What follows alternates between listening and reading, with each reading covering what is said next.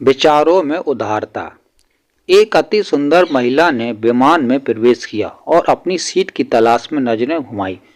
उसने देखा कि उसकी सीट एक ऐसे व्यक्ति के बगल में है जिसके दोनों ही हाथ नहीं हैं। महिला को उस अपाहिज व्यक्ति के पास बैठने में हिचक हुई। उस सुंदर महिला ने एयर होस्टेस से बोला, मैं इस सीट पर सुविधापूर्वक यात्रा नहीं कर पाऊंगी क्योंकि साथ की सीट पर जो व्यक्ति बैठा हुआ है उसके दोनों हाथ नहीं है। उस सुंदर महिला ने एयर होस्टेस से सीट बदलने हेतु आग्रह किया। असहज हुई एयर होस्टेस ने पूछा, मैम क्या मुझे कारण बता सकती हैं?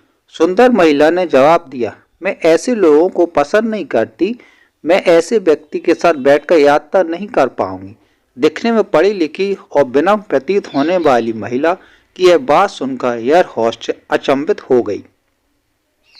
महिला ने एक बार फिर एयर होस्टेस से जोर देकर कहा, मैं उस सीट पर नहीं बैठ सकती, अतः मुझे कोई दूसरी सीट दे दी जाए।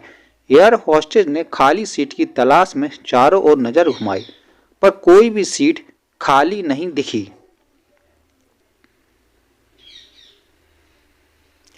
एयर होस्टेस ने महिला से कहा कि मैडम, इस इकोनॉमी क्लास में कोई सीट खाली नहीं है, किंतु यात्रियों की सुविधा का ध्यान रखना हमारा दायित्व है, अतः मैं विमान के कप्तान से बात करती हूँ। कृपया तब तक थोड़ा धैर्य रखें।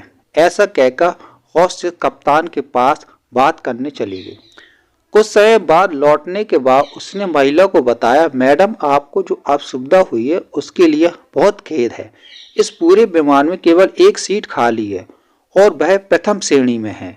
मैंने हमारी टीम से बात की और हमने एक असाधारण निर्णय लिया। एक यात्री को इकोनॉमी क्लास से प्रथम श्रेणी में भेजने का कार्य हमारी कंपनी के इतिहास में पहली बार हो रहा है।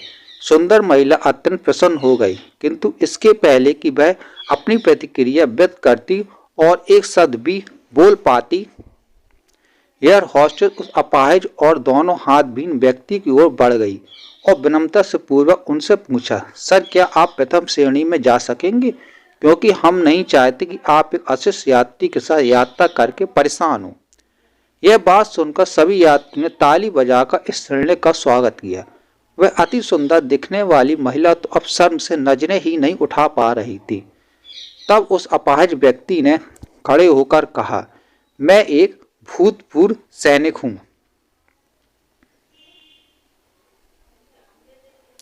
और मैंने एक ऑपरेशन के दौरान कश्मीर सीमा पर हुए बम विस्फोट में अपने दोनों हाथ खोए थे।